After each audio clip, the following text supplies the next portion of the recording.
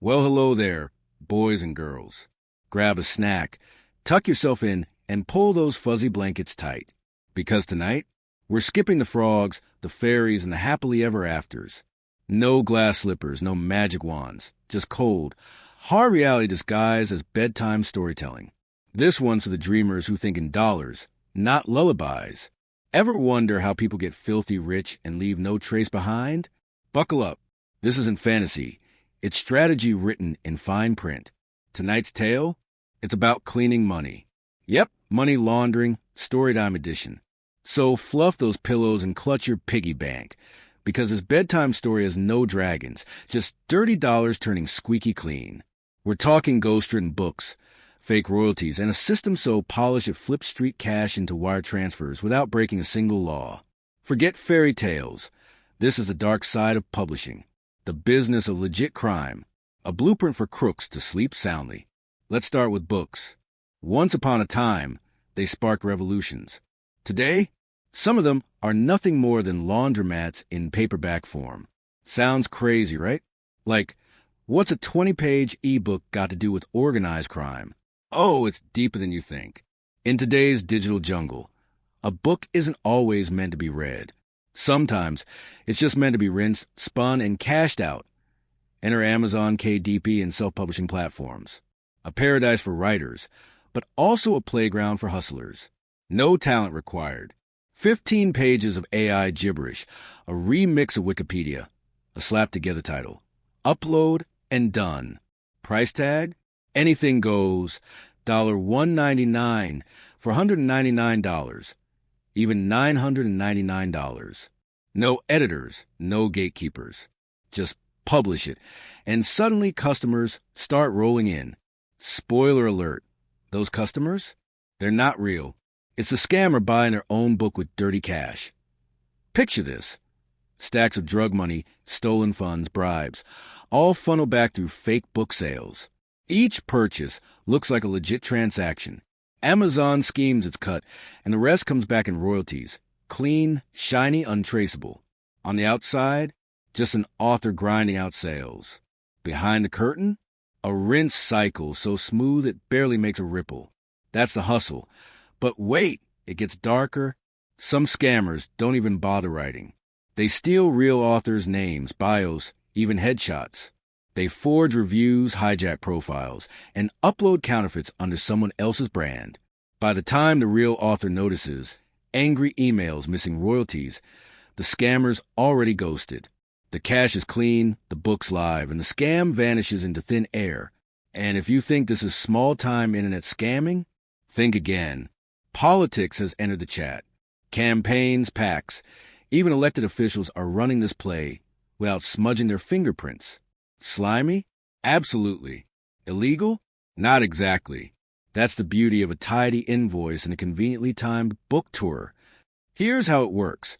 A politician drops a boring, forgettable book. Doesn't matter if it's about leadership, gardening, or the alphabet. Their campaign or a friendly organization steps in and buys thousands of copies. Not for readers. Not for libraries. Just to juice sales, inflate royalties, and keep the money cycling in-house. It's not a donation, it's a purchase. Totally legal, wildly shady. Textbook laundering with a hardcover spine. Need receipts? Look at Baltimore's former mayor, Catherine Pugh. She dropped a children's series called Healthy Holly. Cute, right? She managed to sell hundreds of thousands worth to hospitals and school boards, funded with public dollars. But here's the kicker. Most of those books never got delivered. They sat in dusty boxes. The words didn't matter. The sales did. That was the play. Call it money laundering, wire fraud, or just a slick PR scheme. That's up to the courts. But to the public, it looked squeaky clean. A mayor pushing children's books. Behind the press releases, it was a payout pipeline. A neat little money loop hiding in plain sight. When you master the system, you don't have to break laws. You bend them until they snap, silently. Here's the modern twist. No more duffel bags full of cash. If you want to funnel a fat stack today without triggering alarms, don't Venmo, don't wire, don't hand over a check. Just support the book. Buy 3,000 copies of a $300 ebook. Boom. Washed. Everyone wins. It's not a bribe. It's a bestseller. Amazon swears up and down it's got security systems in place. And sure, they'll catch a typo. But motives? Not a chance. Their mission is simple. Move units. They're not watching who's buying or why a 12-page coloring book costs more than a weekend in Bora Bora. Their bots can spot a misplaced comma, but not $1 million scheme. And that blind spot? That's where the magic happens. And don't even get me started on reviews. Bought, faked, generated out of thin air. 5-star ratings, glowing blurbs, all fabricated. Because let's be honest, these books aren't designed to be read.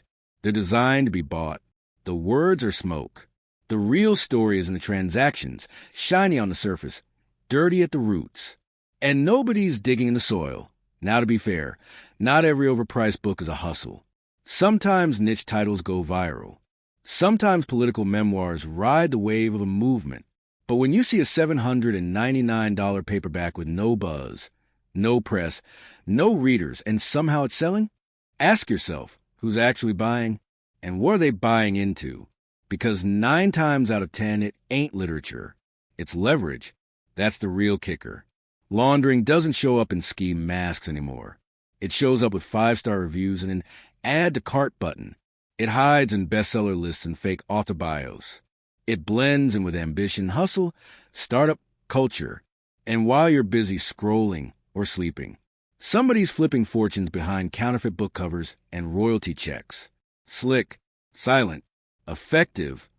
And yeah, I crack jokes. But this part, it's real. The loopholes are wide open.